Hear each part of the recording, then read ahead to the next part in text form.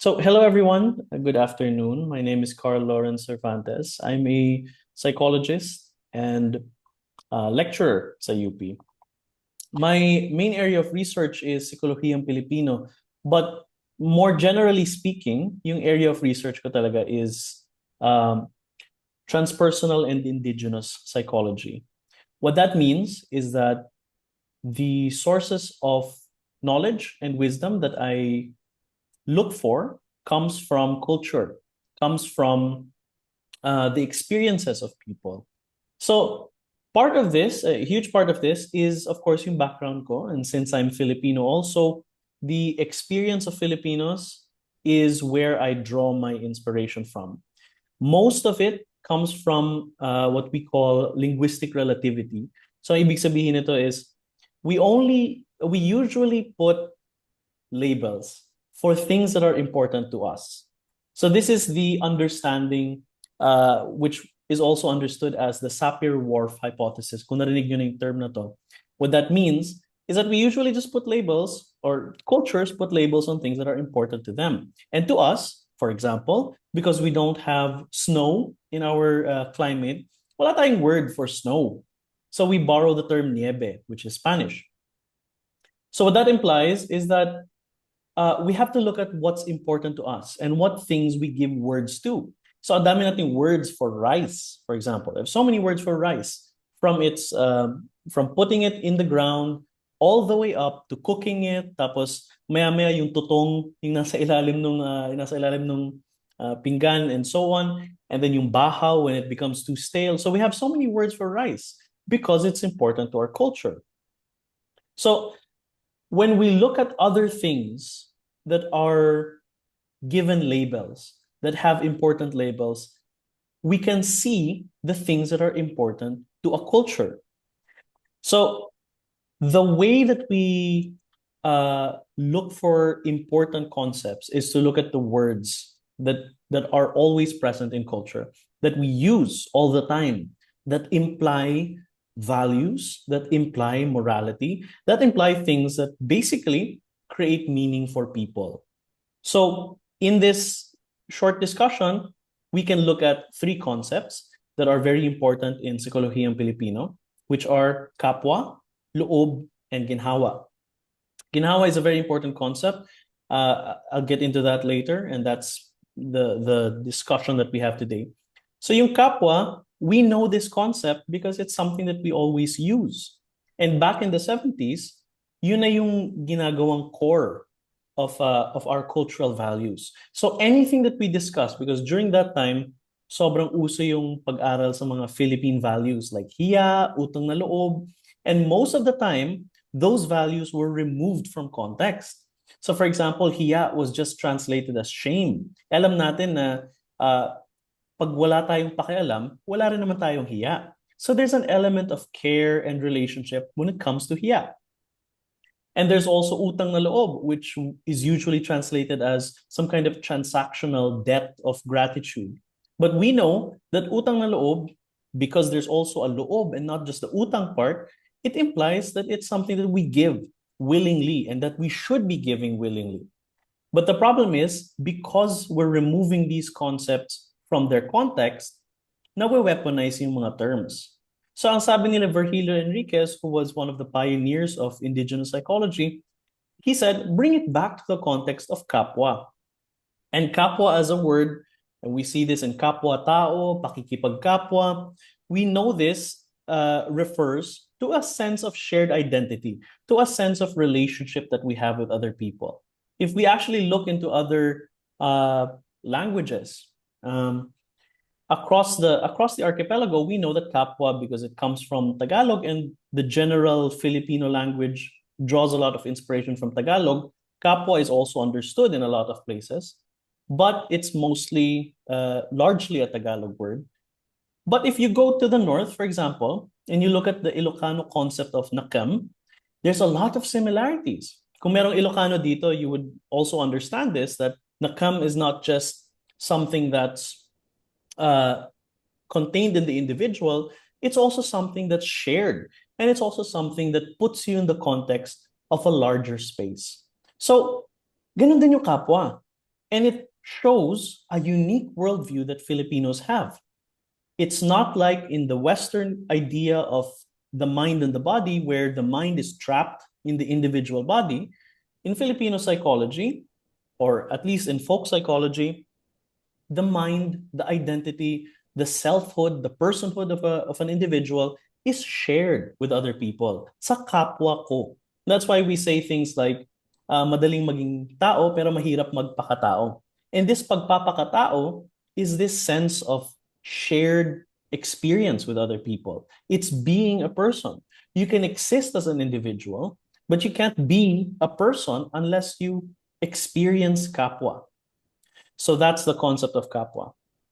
Yung concept naman ng loob, and the reason why this thing is so important is because loob also manifests so frequently in our language na napapansin na ng mga scholars back in the day that it might be an important term.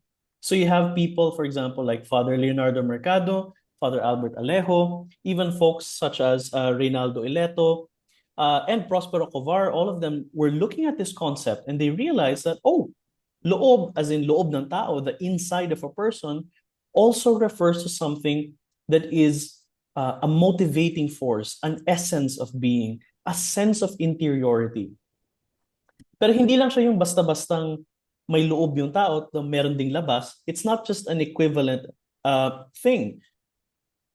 It's also something that's dynamic, that's alive. And we only experience the interiority of a person when we interact with kapwa. And this is why we have concepts like kagandahang loob. And we have concepts such as masama ang loob or lakas ng loob. All of these imply that the loob, the inside of a person, goes outwards. It expresses itself by interacting with the world and with other people. In other words, loob is experienced in pakikipagkapwa.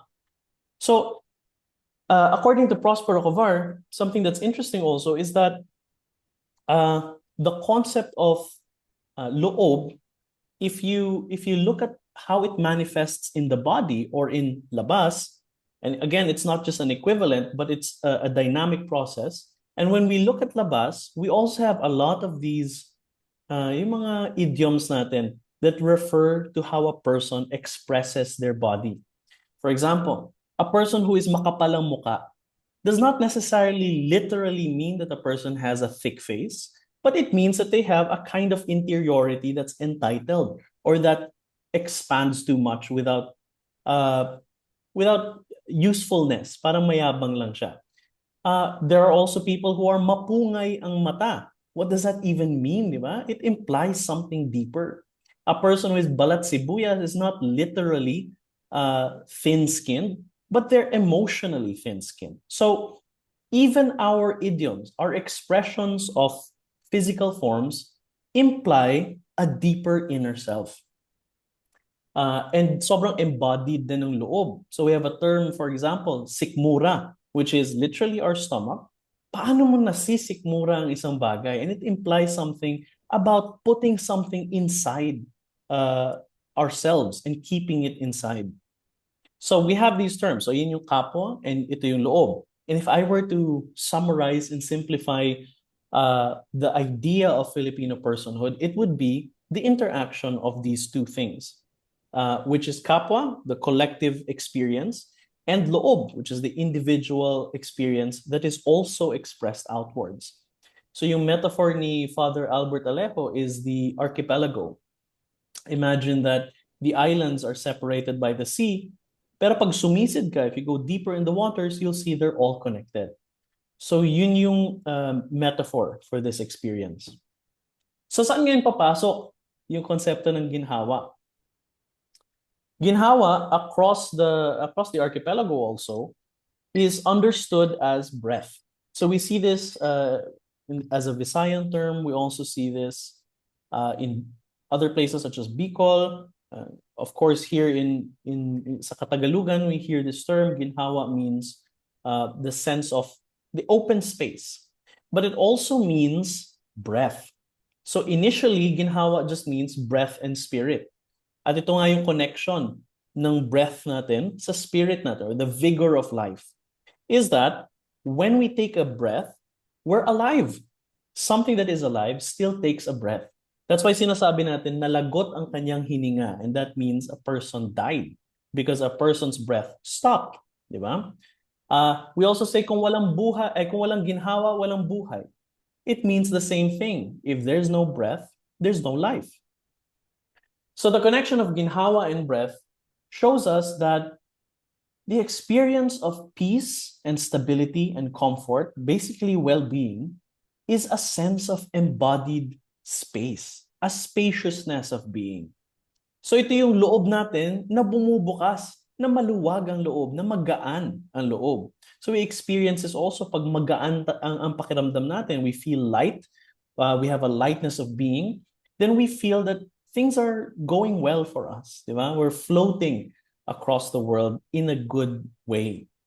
So when we have this ginhawa or kaginhawaan, it's a sense of well-being. So yun yung concepts, we've gone through them and we see their connections in the field of clinical psychology, or for me as a psychologist, part of therapy, especially among Filipino clients, is the concept talaga of kaginhawaan. It would be understood. Sino ba nagsabi nun? Si Dr. Violeta Bautista. She said that the point of therapy, especially among Filipino clients, is the kaginhawaan. And we know that kaginhawaan is not just an individual experience. At ito na naman tayo, babalik na naman tayo sa concept ng kapwa. Kaginhawaan is not just an individual experience, because sometimes a person feels ginhawa by sacrificing their own ginhawa for the ginhawa of their family members. So there's that kind of ginhawa when we give up our own comforts for other people, for people that we love.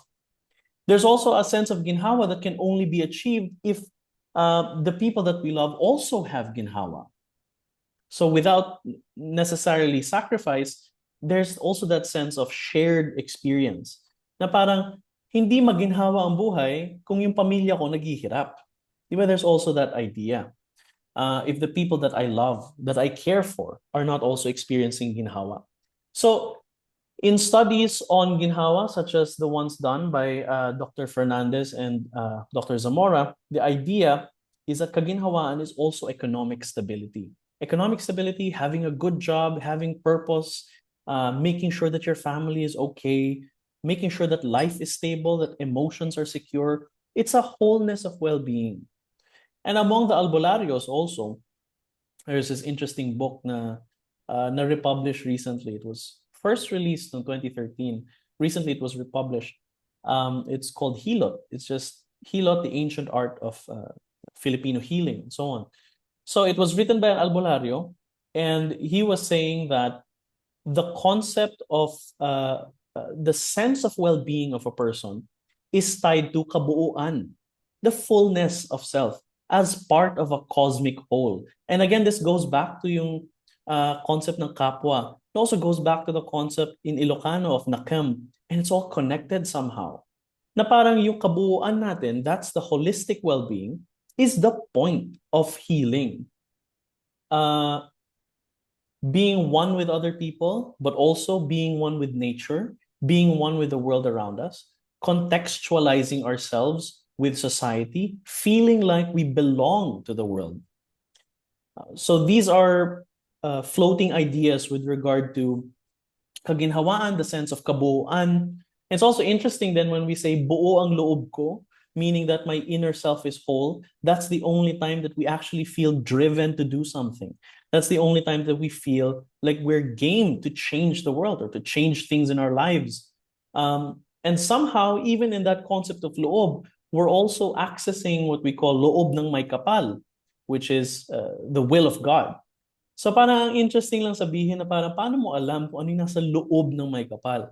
Somehow there's that experience of the mystical experience, or among artists, what we call the flow experience, that connects us to this deeper, more spacious, more creative sense of self. And this is where I'm going to connect it now to the arts. So yung sense ng ginhawa, the experience of ginhawa, can be a creative experience. And that's the that's the interesting thing about this. Feeling connected with the world, I'm going to connect this to positive psychology. There's a lot of studies on the flow experience. In transpersonal psychology, which is also one of my fields of interest, there is what we call peak experience. It's very similar to the flow experience. And in this peak experience, somehow everything feels like they're one. Parang nagme-make sense lahat, and all these dots are suddenly connected. And the weird thing is, this is something that is not easily described. So we borrow from spiritual metaphors, we borrow from mythic or mythological ideas, and we have all these experiences that we attribute to spirits and gods and to messengers and yung mga angels and prophets and so on. So we have this mythical, mystical idea of what it means to be part of a larger world. So ito nga yung flow experience. Ito yung peak experience. So all of these terms are similar. They sound different, but they're basically the same experience. The flow state, the peak experience, the mystical trance, the shamanic journey. These are all structured according to our folk understanding. So iba-iba yung states of consciousness depending on how a culture defines that state of consciousness. For example, in cultures where there is a prioritization of the waking rational consciousness, meaning gising ka and you're able to reason out what's right and what's wrong, and you're able to logically identify causality and so on.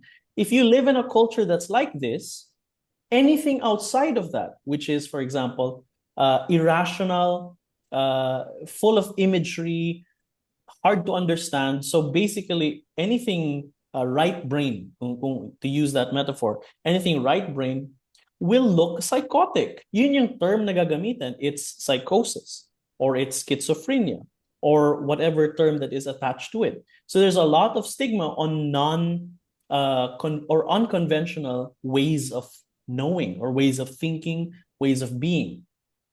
Pero there are a lot more cultures across the world that have this state of consciousness within a societal metaphor.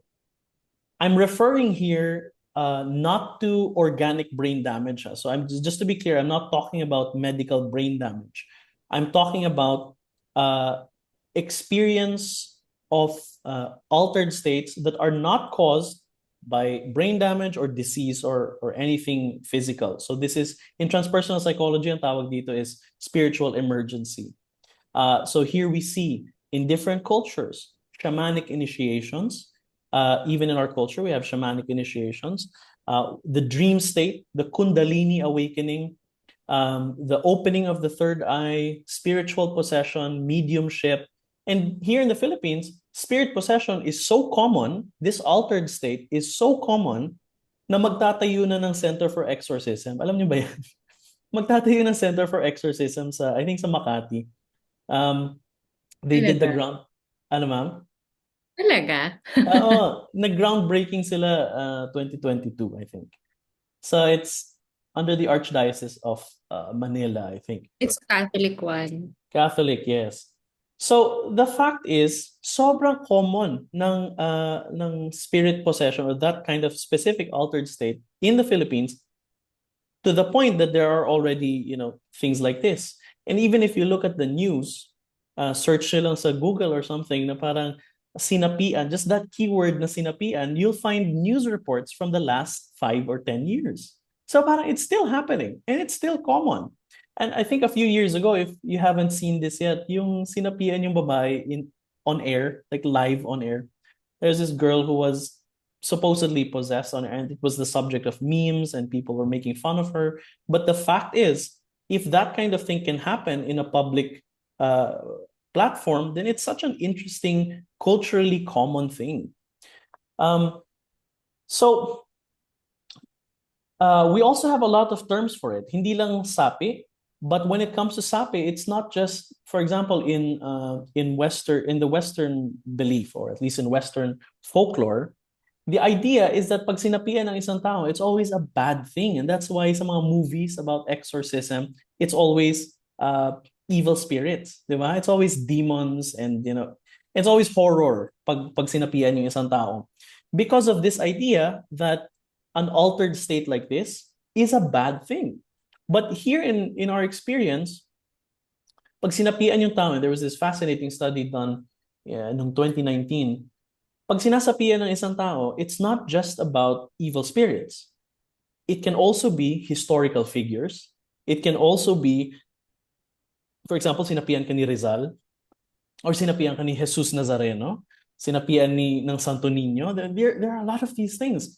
And they're not necessarily evil spirits. Sometimes they have positive messages for the world. So this is such a culturally common thing. We have so many terms, diba? Pag sinapian ng engkanto, because the engkanto chose that person. So it's not really a possession as if they're taking over a spirit that's trapped in a body, but it's about a different state of being, of consciousness.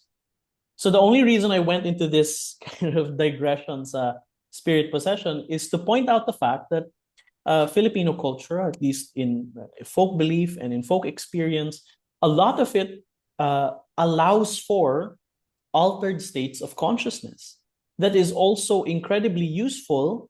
I'm not saying na magpasapi kayo, but the point is, it's also incredibly useful in the artistic process, in allowing that daimon. So the term demon, which is today it refers to an evil spirit, but originally it just meant guiding spirit or something na kasama mo. Basically an anito, or among the Visayans, they are like umalagad, the servant companion, the spirit that comes with you, the ancestral spirit that joins you in your process. So yung daimon na yun, D-A-I-M-O-N, this is something that goes with you and goes along with you as you identify and understand the world that you're living in. So it's an important concept then. Aside from that, there's also yung medyo in between of losing your own control over your body, which is usually what happens in spirit possession, mediumship. So you lose control. There's also a form that's a little more cerebral that allows a person to be still in control while also exploring the unconscious. And this is something that we see in psychoanalysis, especially Jungian psychoanalysis. So nakikita natin in depth psychology, and we call it active imagination. According to Sigmund Freud, and back in those early studies of dream psychology, yung fantasies ng tao, which is the artistic experiences, are actually just restructurings of the world that exists. So this is what children do when they fantasize, and this is what adults do when they have desires that are usually, sabi ni Freud, erotic or ambitious. So when adults have erotic or ambitious desires, they reshape the world to fit their idea. But this is also a creative experience, a creative expression. So according to si Carl Jung naman, who was challenging Freud's ideas that everything is sexual and taboo, and challenging that notion that everything is so limited. According to si Carl Jung naman, the real experience of the person is of a person expanding themselves and going into the world. And this is expressed in mythology. So going back to mythology is another way to access these codified symbols of the mind and these codified experiences of the mind. Anything that is a narrative that is not necessarily historical, but it puts itself in a historical standpoint, but it doesn't have to be real. So anything that has a narrative that helps explain the world, that allows for social cohesion, that allows for us to understand our process in life, yung mga initiations natin, yung mga romantic experiences natin, the tragedies and the comedies that happen in our life, these are mythologies. And personal mythologies are not just dreams, but dreams also constitute personal mythologies. Personal mythologies are also what we believe about ourselves that don't necessarily have to be historical, but they pull from the symbols of the world around us. They pull from the stuff we watch on TV. They pull from the archetypes that exist in literature or in movies and so on. So all of these are part of this artistic process of our engagement and meaning making with the world around us. So ito yung mas cerebral path. So more of the left brain path towards that kind of creativity. Towards the end of his life, si Carl Jung was doing a lot of conscious active imagination, and he was imagining a guide, basically a daimon. And this is what I was talking about kanina, this spirit guide, si Philemon. And he was playing. That's all he was doing. He was playing. So dito nanggaling yung sandbox therapy. I don't know if you've tried this. But a lot of art-based therapy come from Jungian, the Jungian tradition. And so yung experience na doon in playing and making and creating was recorded in a journal, a very colorful, very beautiful journal that was not published until 2010s na. So it was kept hidden by the family until it was finally published. It's called Liber Novus, or the Red Book, and it's basically a grimoire. A grimoire is a book of spells. So para siyang occult manuscript, basically a mythological text. So yung point lang doon is that there are so many ways to access consciousness, to access our mind, or the unconscious, the deeper nighttime mind, when we let the sun of our rational consciousness set. So ito yung metaphor din ni Father Bulatao, who was the founder of Ateneo's psych department. Sabi niya, the people have two minds, the daytime mind and the nighttime mind. The daytime mind, yung sun, is the bright light of reason and logic. And ito yung sinasabi kong waking consciousness. And the nighttime mind is dreams, fantasies, spirit possessions, mediumship, and so on. And it only happens when the sun sets. Doon lang natin nakikita at na-access yung stars and the moon and so on. So allowing that rational aspect of us take a step back muna, take a seat, can give us more access to these other states of being. Other than that, within psychology, ways of experiencing this subconscious space allows for interaction with what we call spirits. So yung mga spirits, encantos, anitos, duende, laman-lupa, all of these are metaphors and access points to a very real experience that individuals have.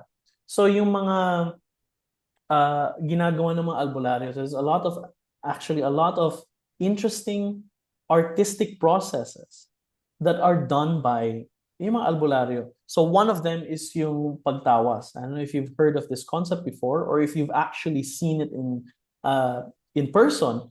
Pero yung pagtawas is when you drop candle wax. So susunugin mo yung candle. You drop candle wax in the water. And when it drops into the water, the albularyo will be able to figure out is the sickness caused by kulam, witchcraft, sorcery, or is it caused by a spirit or whatever, or anything else that's harming this person? And a lot of scholars within Filipino psychology and within Filipino social sciences was looking at that idea ng pagtawas, and they were thinking, that sounds like a projective test. It sounds like a way for us to access the Filipino subconscious. So this is an example of how a lot of folk practices, a lot of animist beliefs and customs can be used to help us access a deeper part of our collective cultural consciousness. And this is a creative process also. And the interesting thing is that yung pagtawas is geared towards well-being, which is yung kaginhawaan niya.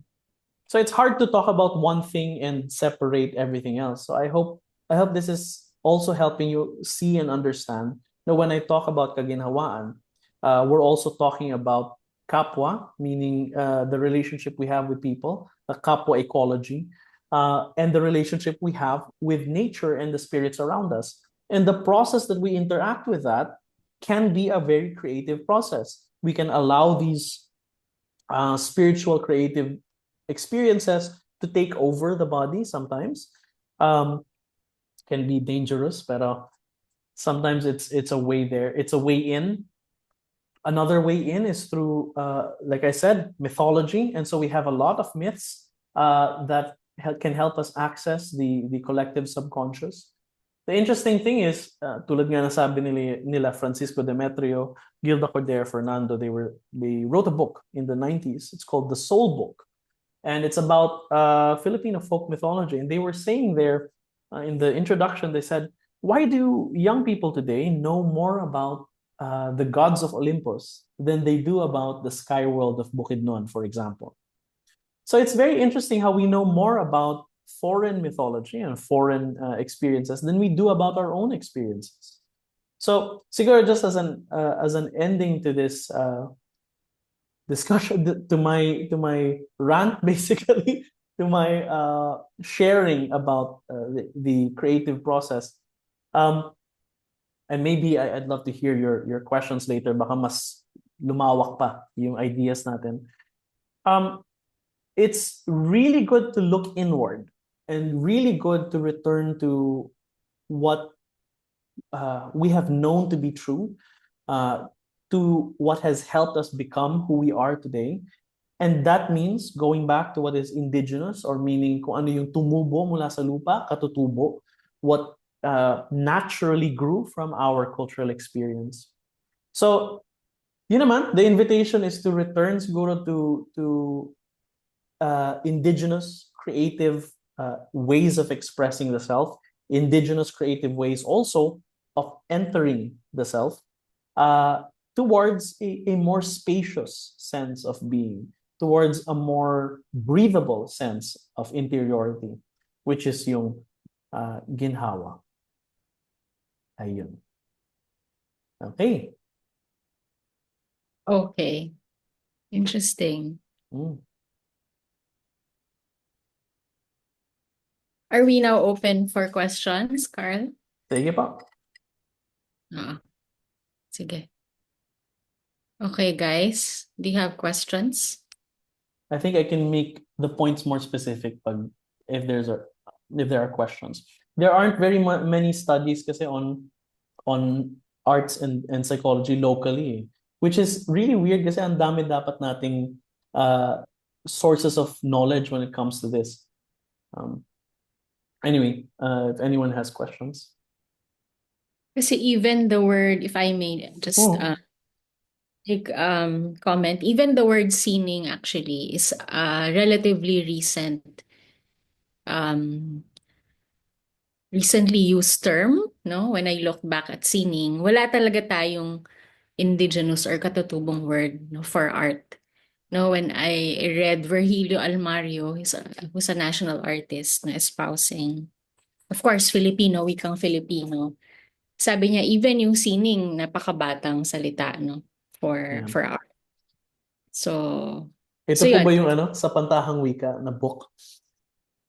Yun ba I'm yun? not sure, but I think I read it I read it in social media as well. One of his Mm, commentaries, because he writes commentaries in his page. yeah. I Yeah. remember he was also saying we don't really have a word for poet. So that's an interesting thing kasi makata actually means a person who makes things up. So basically fictionist. Yung makata kasi is may katha. So it's Mm, someone who makes things or makes things up, basically a liar. Parang ganon. So interesting lang. right. No, so in a sense, yun nga. Kaya siguro walang masyadong study sa Philippines on art and psychology. Mhm. Oo. There are pero ano lang konti lang kasi. It's very very few. Just really weird nga because there's so many sources of knowledge. Lalo na sa folk art. Uh, Yeah. Oo. But one of the things then that we saw is in ancient societies like Philippine society, for example, art is just part of everyday life. No? Unlike Mm. in the West, art is something to be displayed in museums. No? Yeah. And something that Hinihiwalay eh. is rather individualized and separate, no? From the everyday world. Yeah. So yun yung isang pagkakaiba din kaya rin siguro. Hindi ganun ka-specialized yung pagtingin sa kanya at hiwalay sa pang-araw-araw. Yeah.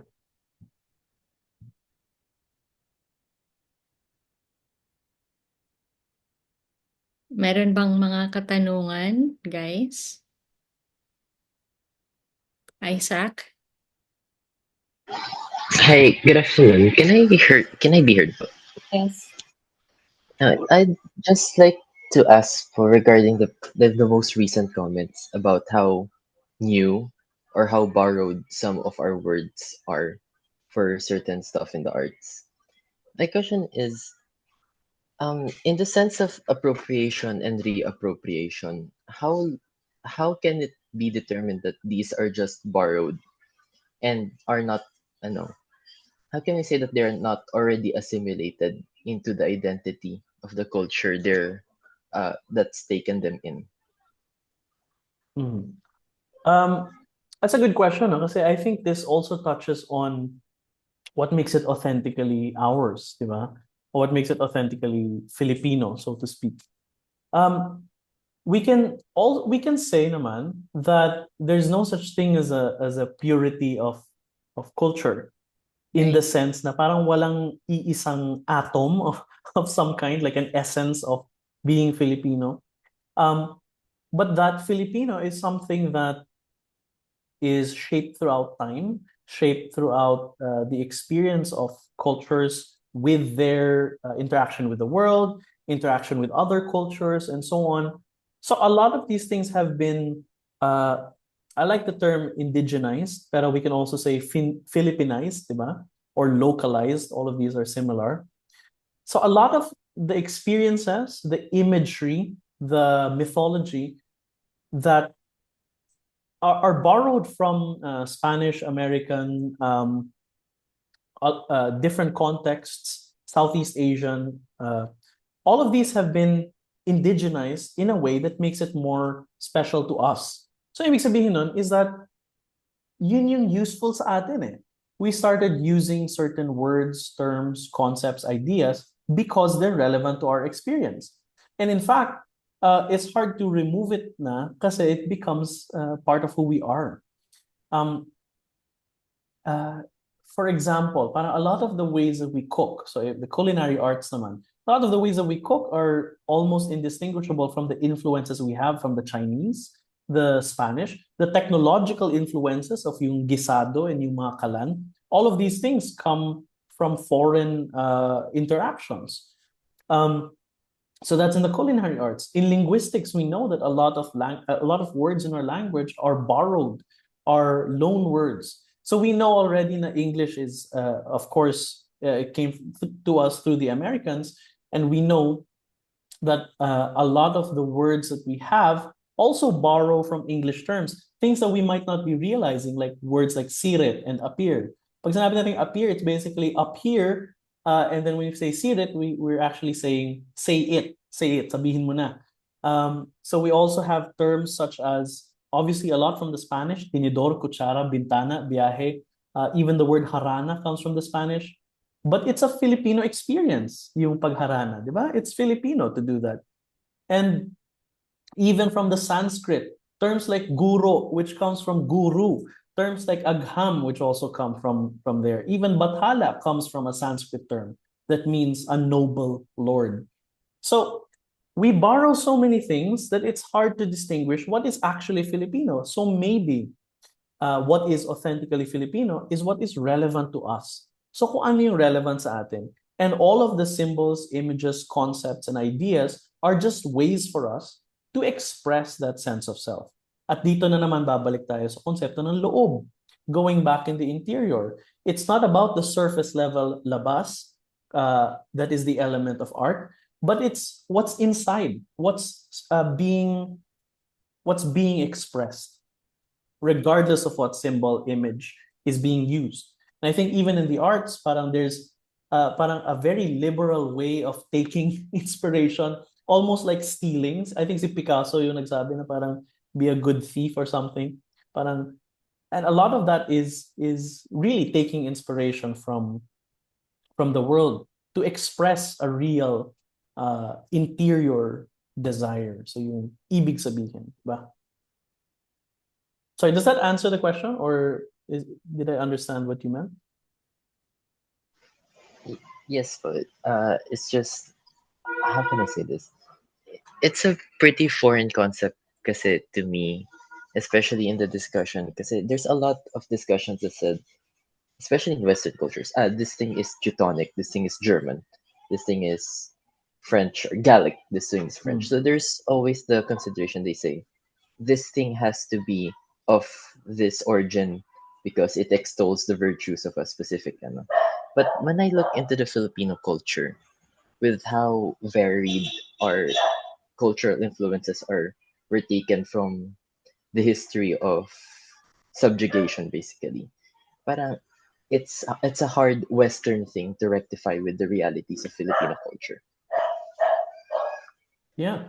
The things that you mentioned, diba, yung mga categories of art, this way of categorizing, as you mentioned, is a very Western thing din naman talaga. It implies that things are distinct, individual, and mutually exclusive, which is a very isolated experience of the world. And we know that this is, in Western science, it's called reductionist or materialist. So yun yung parang hinihiwalay or hinihimay yung mga bagay. And we see this practice a lot in different ways. And as you mentioned, even in art, where we're categorizing things as individual and supposedly mutually exclusive, that we have a word for French and we have a word for German, and supposedly they're mutually exclusive, even though their cultures coexisted and interacted and also inspired each other. A lot of terms that we use today that are in the English language come from French roots also, especially words for different kinds of meat.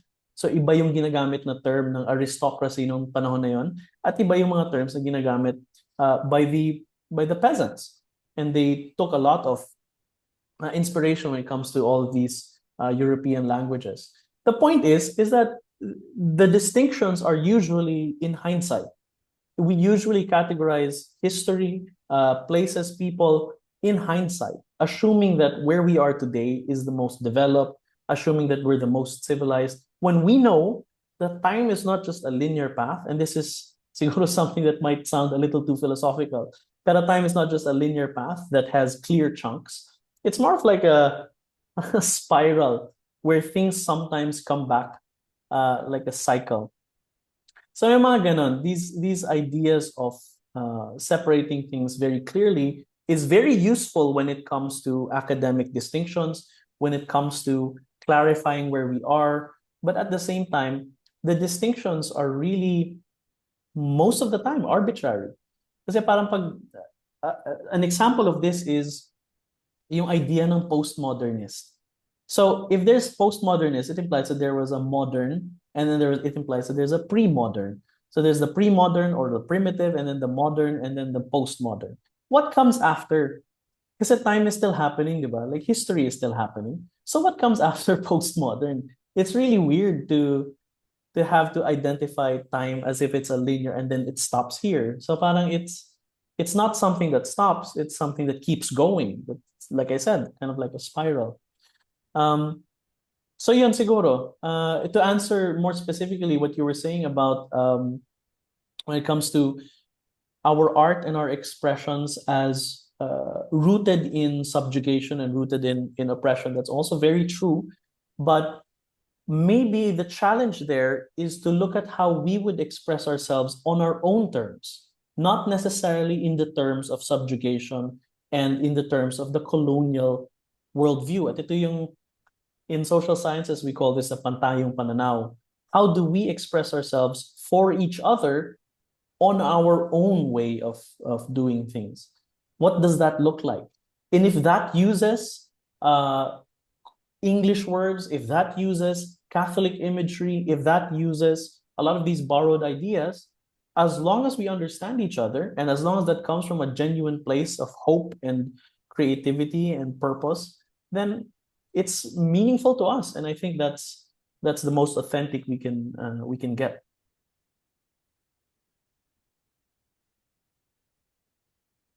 Right. That makes sense. Thank you po. Yeah.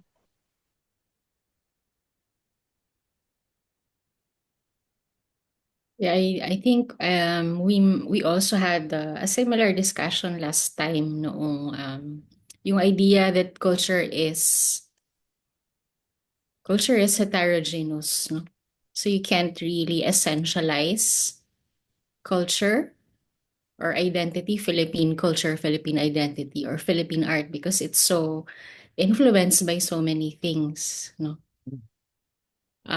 So hindi mo siya ma-essentialize, no, yung identity. Even what is Filipino, can you really tell what it is distinctly from what is Spanish or what is American? No? The point is they're all Filipino. Yun nga yung ano, 'di ba? Yung the plurality of it, the heterogeneous experience of being part of something that's so vibrant, basically archipelagic, 'di ba? It's a very archipelagic way of thinking. Na even though things seem separate, they're still connected underneath. So yun yung hope that we have when it comes to expressing ourselves.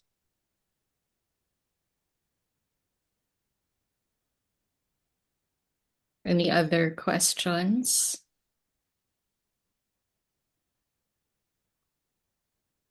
Russell? Hello po, rinig naman po. Mm-mm. Ang question ko lang po is, what's the point of yung studying po yung ibig sabihin ng kapwa, yung loob, pagiging Pilipino? Pero alam po namin through history then what we define as yung pagiging Pilipino, pagiging tayo, nag-iiba siya parang almost very quickly. Like, meron tayo yung uh, before before we were colonized by the Spanish, after colonized by Spanish, yung American occupation, Japanese, it's almost parang, how do you reconcile na, yes, nag-iiba siya, pero parang eto pa rin yung what that means. Yeah, that's a very good question. I think I also here want to challenge yung idea na historical perspective lang tayo lagi. Since I come from psychology, what I am focused on is yung experience ng tao ngayon. So basically the present experience, which is the context that we live in. And the terms and ideas and histories that come along with it are just contexts.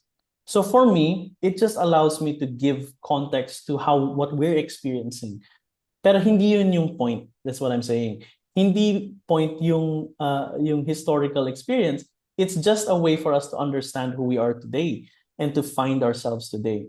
So again, the words that we use, passed on through generations, are seen in our folklore, in our folk belief, in the ways that we do things because they're passed on. Otherwise, nawala na sana siya. The point is that if we've been using this term for the longest time, and it's part of our culture to use this concept, this idea, then maybe something about it is important. And how do we look at that? We look at that in a way that puts it in the context of history, puts it in the context of transformation. At tama yung sinabi mo, na nagbabago naman talaga yung definition of what it means to be Filipino. I think si Nick Joaquin nga yung nagsabi back in the 80s, sabi niya, the identity of the Filipino today is of a person asking what is their identity. So parang sino ba talaga tayo, di ba? Maybe the point is that we stop trying to define it, but instead try to experience it as part of a transforming, living, breathing experience. And like I said earlier, the only way we can define things is pag tapos na siya. If it's in the past, that's why we're always categorizing things in hindsight, because those things are dead and static. But who we are today is always moving. At ito yung perception natin of time, not as something that's linear and then it ends here with us, but as something that's lived, something that's also continuing. I know it might sound, ito nga yung mas mystical or spiritual aspect of it, but in an eternal now, in an eternal present of experience, of this experience today in this context. So that's where we're coming from. The point is not about whether or not it's fully accurate when it comes to the historical perspective, but whether or not it's appropriate to our experience today. So tayo ba bilang Pilipino ngayon, bilang tao ngayon, naiintindihan ba natin yung konsepto na to? Is this something that's important to us or that we live out? And it reminds me of what the philosopher Alan Watts said. Sabi niya, don't confuse the menu for the meal. Meaning that the words are just words. What's more important really is the experience of it.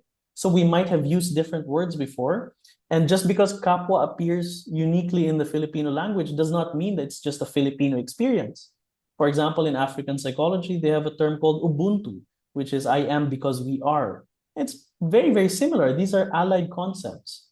So what we're looking at here is not just a national identity or a national psychology, a Philippine psychology defining Filipino. That's not what we're looking for. What we're looking for is what it means to be us today and what it means to be human through the lens of culture.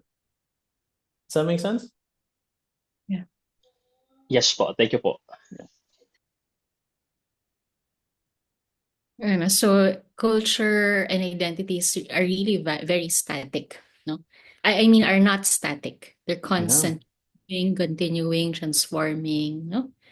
So maganda yung point na yun, no? And even when we look at art and when we study art, even that has been constructed, no?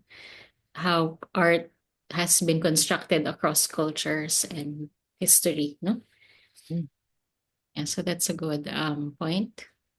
And parang mas hopeful po siya, di ba? Parang it's very hopeful and it's very alive. And I think that's the point talaga is as long as it's breathing, di ba, yung ginhawa nga natin. So long as it's breathing, then it continues, persists. Yeah. I have a question naman for you, Carl. As like personally, what made you interested to study this Filipino psychology? Actually, ang interest ko po talaga is the paranormal. That's the origin of my interest in this topic. Is that when I was younger, fascination has always been mythology, the paranormal, mga telepathy, that kind of thing. And it was only during college and when I went into masters that I realized na pwede pala siyang pag-aralan. So there's a whole field, transpersonal psychology, parapsychology, where you can actually study these things. And when I started looking into local expressions of this experience, the more I realized na grabe ang paranormal pala ng Philippine culture. Yung consciousness natin is not limited to the individual self, and it's not always medicalized as psychosis or schizophrenia, but it's a cultural experience. It's a cultural experience na siguro there's probably people here in this class who have known someone na naengkanto. Probably people in this class who probably nung bata sila dinala sa albularyo. You know, it's very common in our culture for these bizarre, weird, strange, or paranormal things to happen. So that's why napunta dun yung interest ko po. It started to see na it's not just about the cultural terms, or it's not just about the cultural symbols or the borrowed terms and ideas and mythologies. It's actually about the consciousness of people, human consciousness and human experience of the world. So yun. Yes.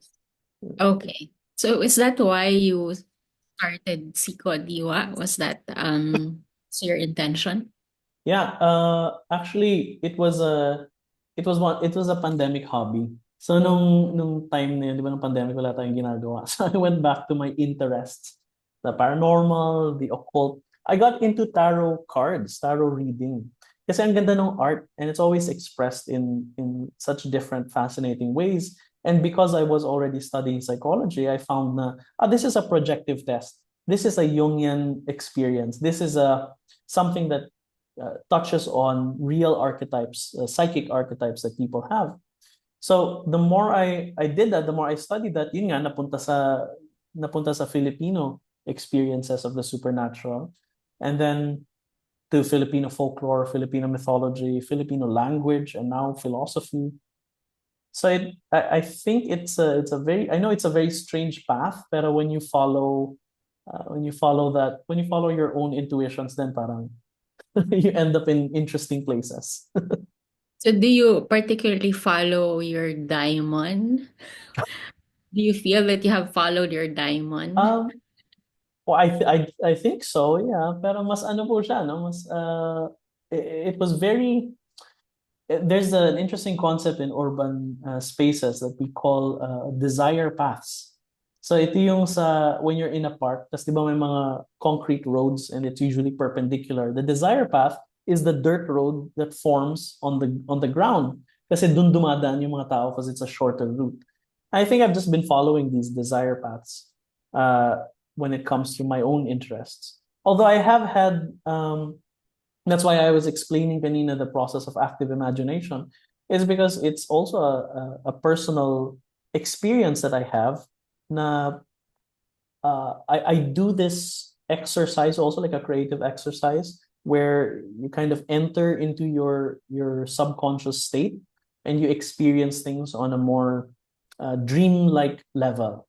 So the first question I experienced when I attended a hypnosis class, and then we did that kind of exploratory experience, and then I tried it on my own. That was it. I found it very enlightening. Is it like a meditation? It's not like a meditation. It's more like ano siya eh, parang siyang visualization. Mas visualization siya, and it's fantasy led. So you lead with your fantasies also. I used to call it psychogeography, pero kasi psychogeography means something else kasi when it comes to the tradition of art.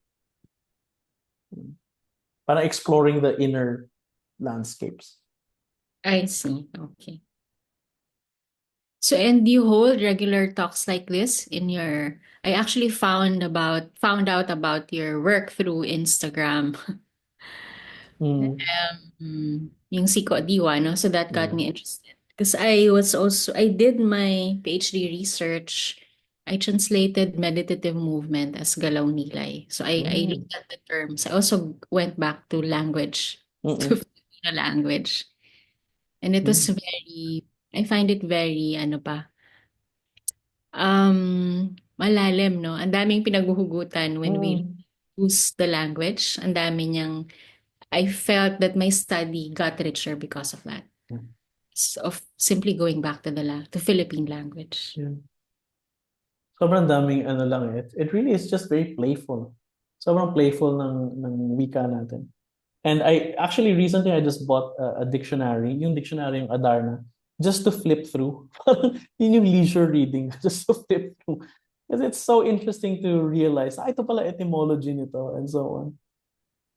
So I just recently, for example, I recently found out na yung kanluran, which is west, actually comes from the root word lunod, which is to drown, di ba? So doon nalulunod yung araw, right? It submerges in kanluran. And silangan, di ba, where it's born, silang, where it comes from. So east and west to us is where the sun emerges and submerges. So ito yung mga, I just flipped through a dictionary, yun pala yung root niya, and it's just so fascinating. Yeah, no? Interesting. Okay, may mga katanungan pa kayo, class? And do you have other reading resources that you would like to share, Carl? Because I know you share some readings in your Instagram, pero I haven't really gotten to look at them. Is there a list that we can look at in terms of ginhawa or Philippine psychology that's relevant? Yeah. So yung social media ko is really just a creative extension of the research that I actually do. Recently, I was just published recently in a journal, and it's about exactly this, the expansiveness of the self. You can find my papers on ResearchGate. So pwede nyo lang ako i-search doon, Carl Cervantes.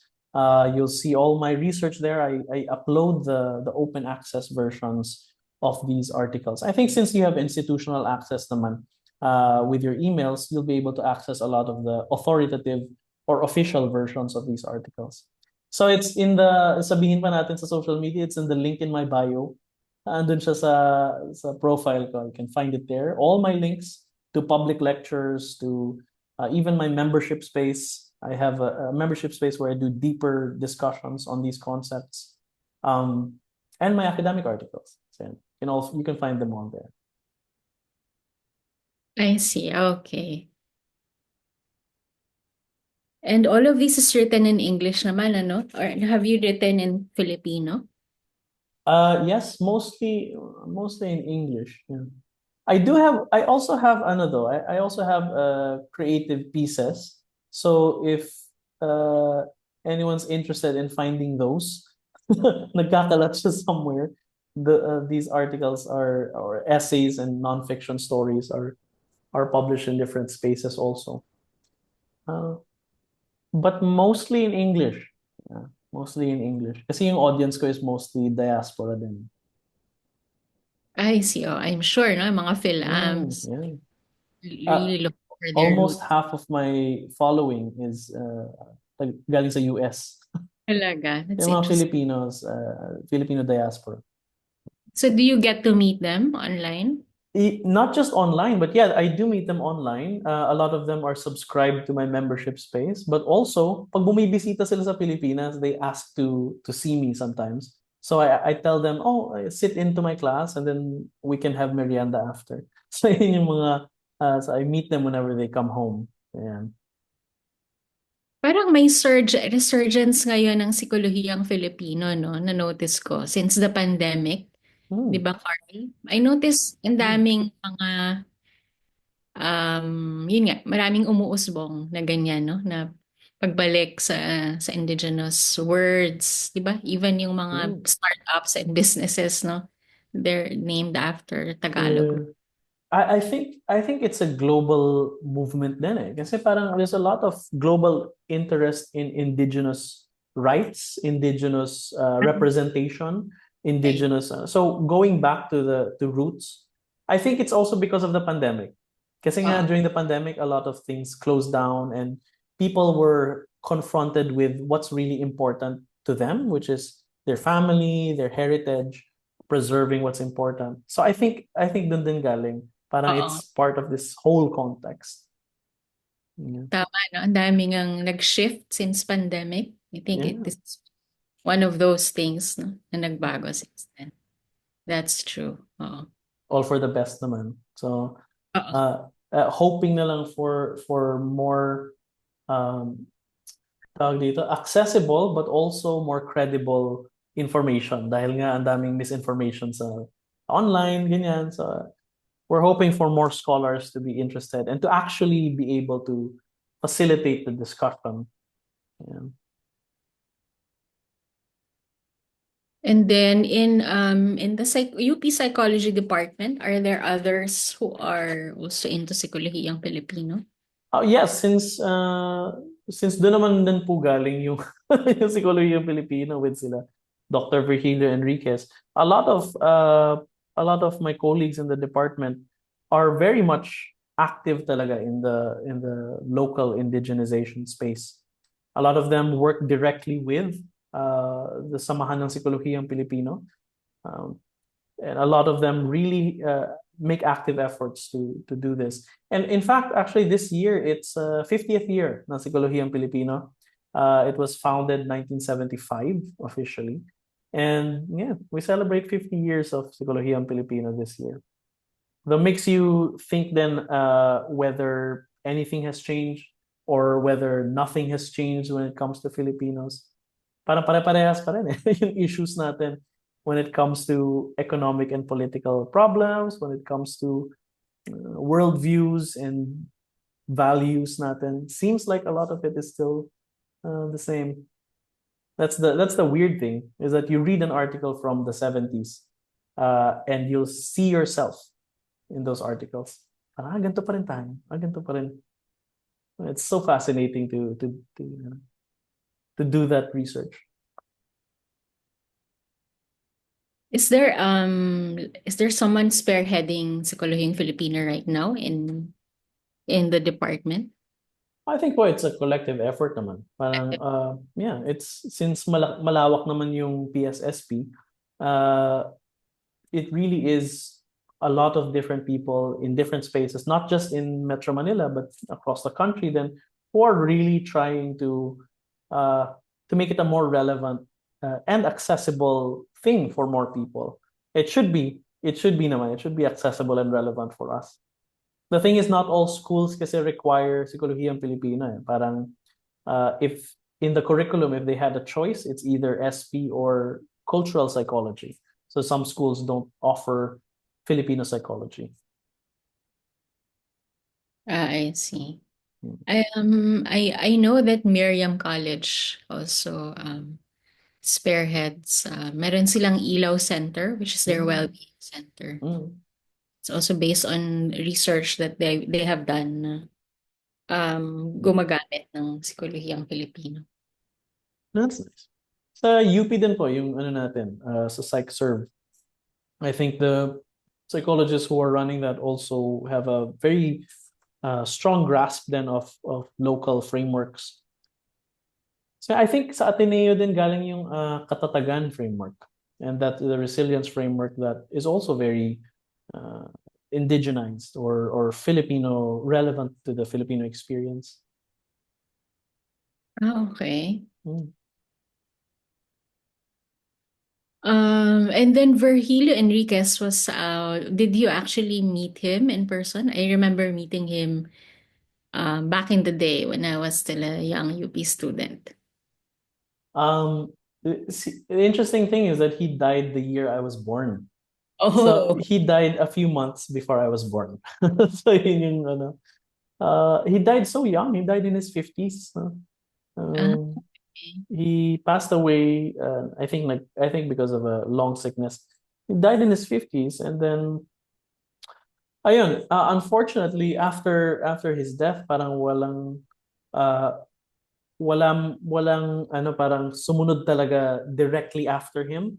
So it became more of a, okay, how do we move on, because he was such a powerful force in the local field talaga. So it was very difficult for a lot of people to identify, okay, so what do we do now without his guidance? And syempre, there was also um, siguro hesitance to criticize his work, kasi nga, because he was very, very strong and such a visionary talaga. So people were hesitant to criticize yung kapwa, concept ng kapwa, concepts na ganyan.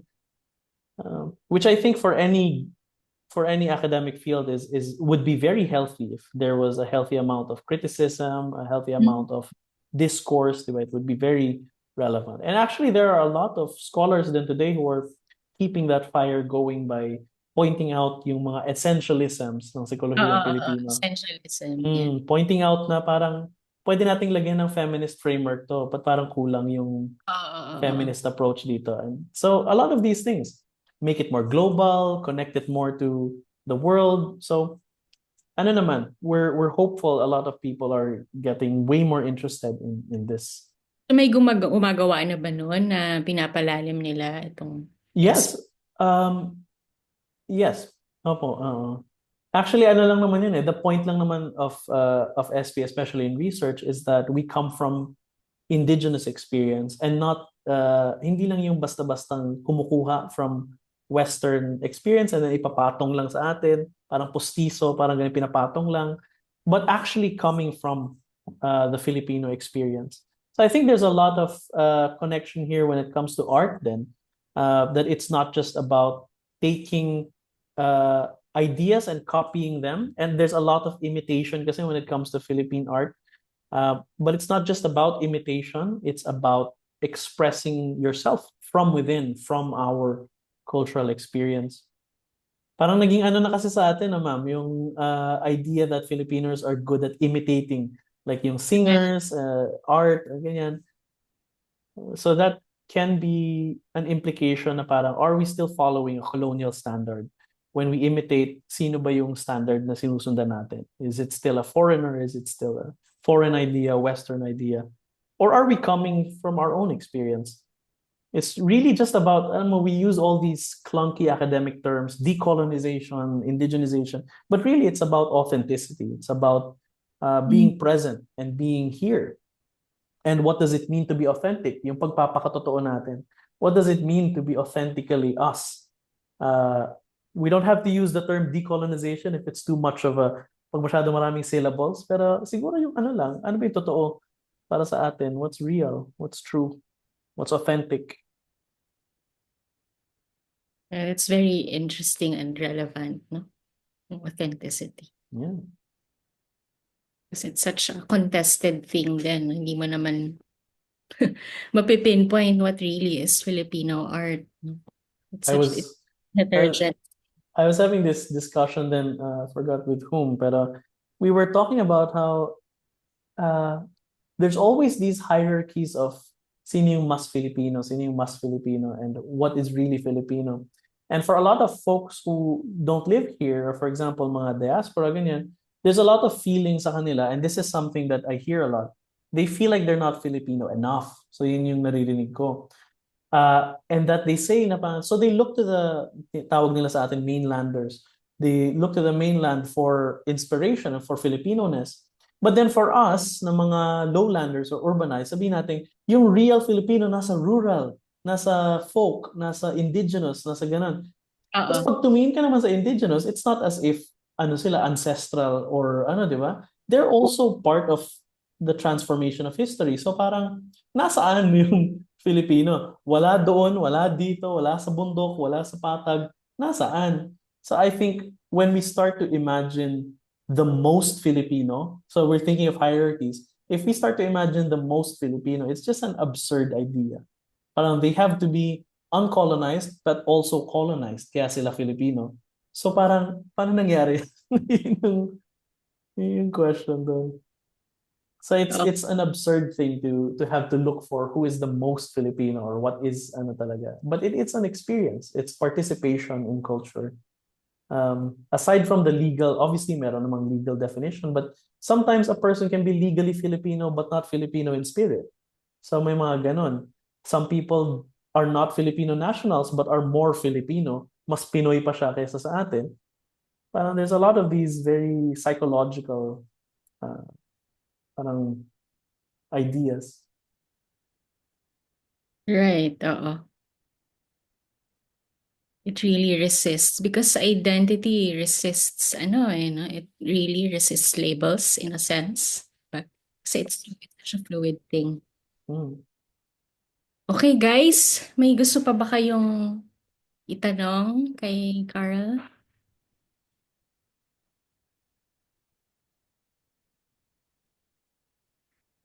Luis? Hello, can I be heard? All right. Hello, Carl.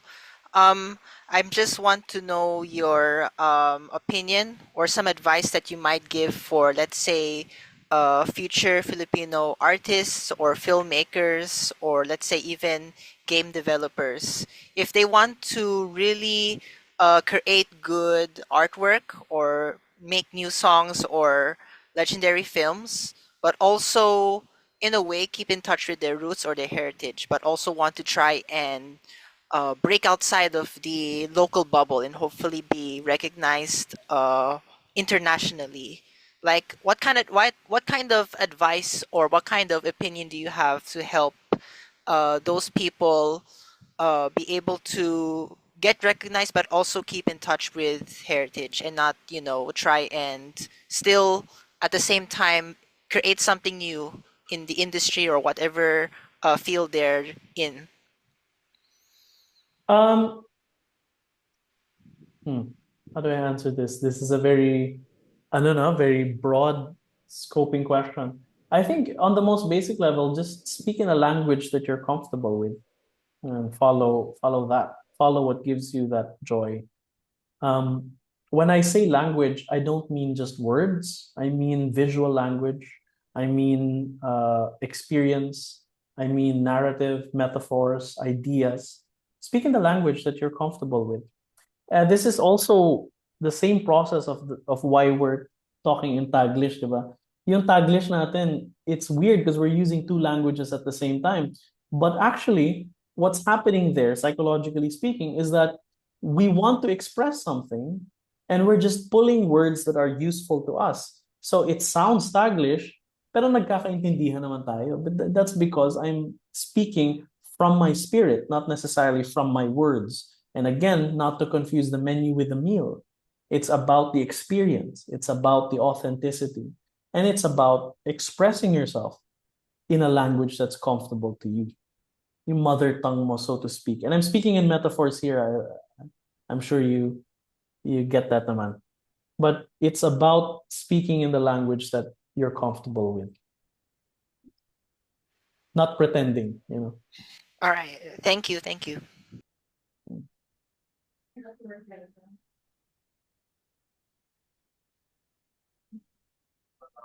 Yes? Question lang po na about kapwa. Mhm. If I remember, yung Ubuntu po is another kapwa representation po. So, if there are, since marami po tayong mga similar cultures around us, how do they integrate po the concept of kapwa po? Are they significantly different from our ano po ba? That's an interesting thing then kasi again these are just terms. I mean, yung terms are useful for us to get a handle on things, but the terms themselves are not the meaningful thing. It's what they represent. Is yun yung mas meaningful. So I was reading this paper on African psychology, and it was an exercise for a class that I was taking. So we were reading African psychology, and then yung thought experiment sa amin was to look for equivalents in Filipino psychology, and I realized that a lot of it pala was very very similar to how we experience personhood. And in fact, a lot of non-Western cultures are very very similar in that respect. Parang ang dami nating connections when it comes to Eastern philosophies, when it comes to finding the self in the other, finding uh, our experience as part of a larger whole and not just an isolated biological jail for the soul. Pero we see it a lot in different cultures, in different philosophies. And I think yung ano lang naman, kaya lang naman nanaig yung Western perspective is because of the political force that it had, especially during the early to mid 20th century. Hanggang ngayon din naman they still dominate a lot of these spaces. So that's why the Western ideologies, more specifically, the ones that isolate us from each other and the ones that are profit driven and extractive, a lot of these ideologies are persist through social media, through the internet, through movies and media and so on. Pero a lot more cultures actually express personhood and selfhood and community in a very spiritual, kapwa-oriented way. So again, kapwa is just a term that we're using, pero it really is a human experience that we see in different cultures. It's a human experience. Diba? Thank you po.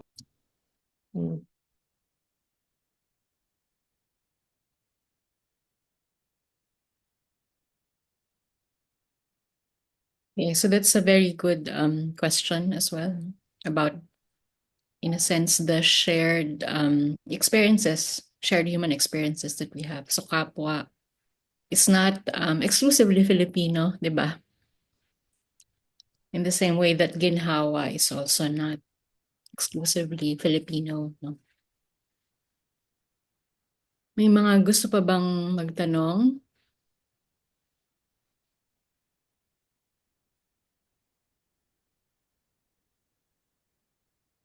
Any parting words, Carl?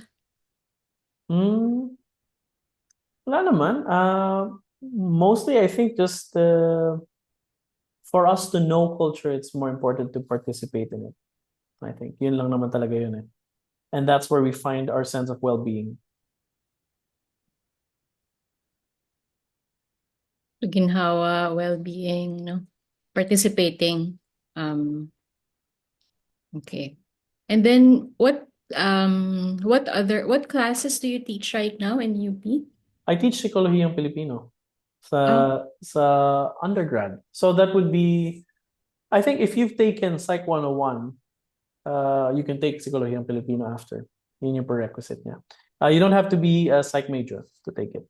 So I have some students who are not in psych, but they're using Psikologiyang Pilipino in different ways. So here it would be arts, pero there are I have students from public administration, journalism, so very different ways of experiencing it naman. okay. So the time is up. Thank you so much, Carl, for your time. So we appreciate what you shared to us today.